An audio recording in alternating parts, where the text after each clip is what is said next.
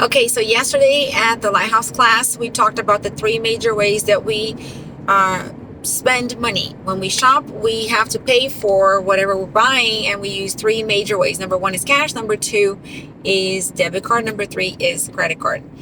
So the question was asked, what is the cheapest way to do so? And everybody answered cash. And so that's in part true, but then we talked about the pros and the cons of each one of them. And the reason why I said that is in part true is that for that transaction alone, yes.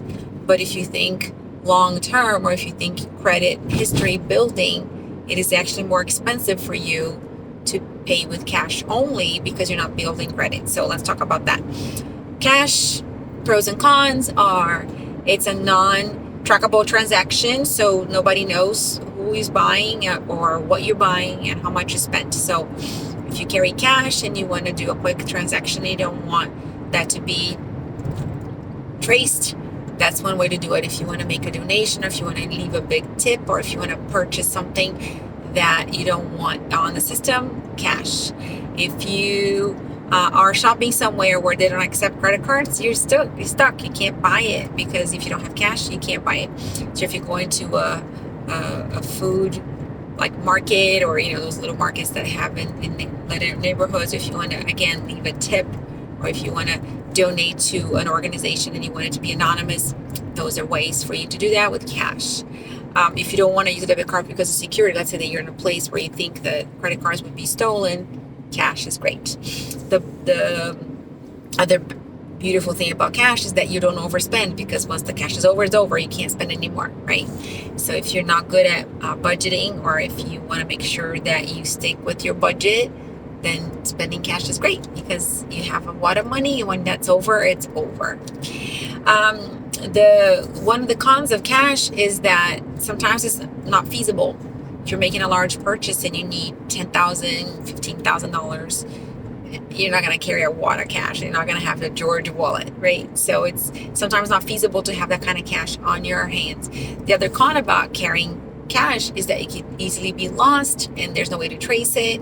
There's no way to recuperate it, and it could be stolen as well, right? And there's no way to get it. So bet it back. So there's some cons attached to cash. Debit card. We're going to talk quickly about the pros and the cons of debit card. So debit card is just like cash, except that it drafts from your bank account. You don't have to carry the green money on you. So if you have a bank account, a regular bank account of a small bank or a larger bank, or you can also have those online accounts.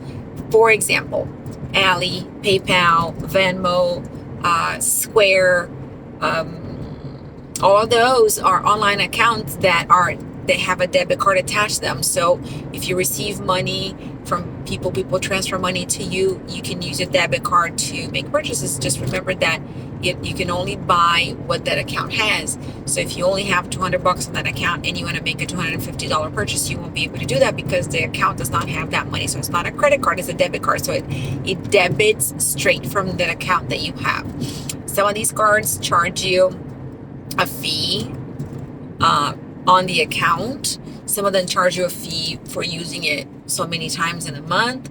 Some of them charge you a fee if you leave money there and you don't use it. So you need to be very aware of what the terms of use of each debit card is, and what you can and cannot do with that account without losing money. You don't want to give money to the banks. You always want to have the banks give money to you.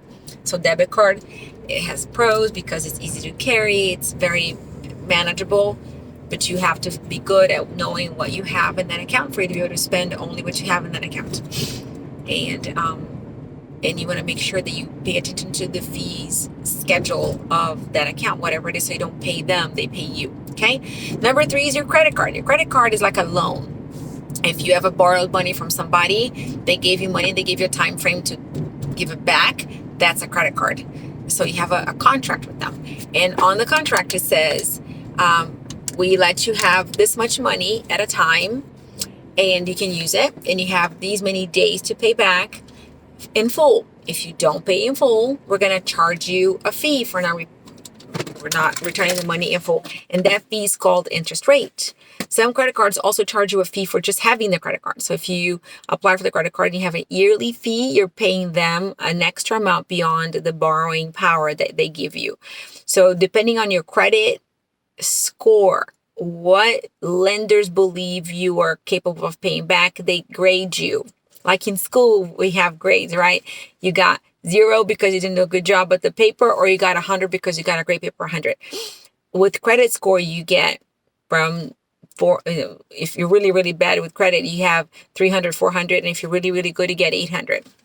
So that number tells lenders how good you are about paying back your debt. When you borrow money, you need to pay it back. If you pay it back on time, if you pay it back in full, if you don't borrow as much as you can borrow, those are all good things that they grade you more. The bigger your credit score, the better chance you have to getting a credit card and paying very little interest. They won't charge you so much. So the great thing about credit card is that they let you borrow and you have so many days to pay it back, and you don't pay anything to them as long as you pay it to the date that they agreed with you and pay in full. And again, our job is to make sure that we always pay that in full. So we're never giving the banks money. We want the banks to give us money instead. Okay, so that's the game. You always want to play the game where it's a benefit for you to have a credit card, not a disservice to you. So if you're giving them money by ways of yearly fees or interest charges or late fees, then it's no longer a benefit to you. It's a benefit to them, and that's what you don't want to do.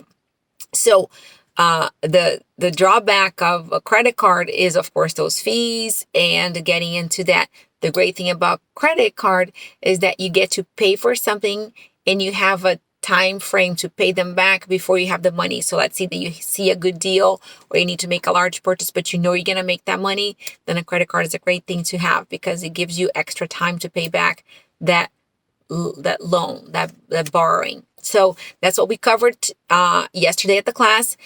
We have the full link. If you want it, let us know. And we have about 45 minutes that we went into detail of that. The bonus part of the class was that we talked about if you have a business and you need to charge people's credit cards, what are the benefits, the pros and the cons of that too. So we talked about that. So that's the content for this week. Have a great day, guys. Bye.